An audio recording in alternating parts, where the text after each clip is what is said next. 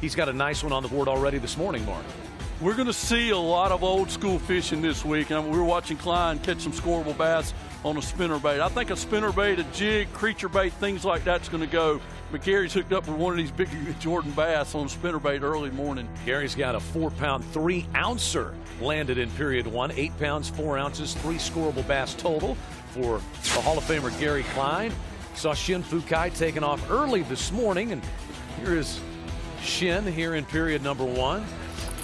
Yeah, we definitely see Shin offshore. He's also throwing a spinnerbait, big Colorado blade with the dingy water. And here's Edwin. We see him. He's started up in the Hull River, and he's definitely getting some good scoreable bass put on the score tracker already this morning. Already 4 of them for Edwin. Biggest one, 3 pounds, 7 ounces. He landed right before the end of period 1. So he doesn't need Tim Brent's scoreable bass. He's going to have plenty.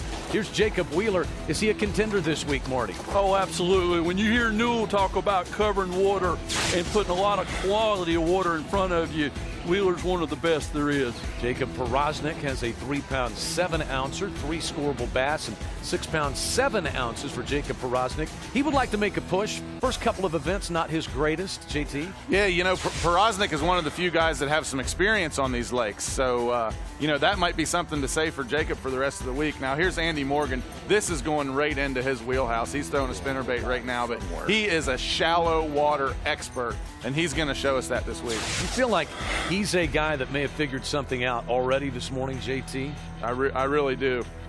John Murray. Murray catching one, flipping and pitching, and we're going to see a lot of that. That's back to that old school jig fishing.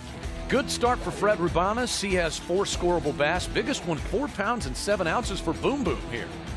Got a little riprap and a pipe all mixed in. I know exactly where that is, but the riprap's the key, the pipe's the bonus.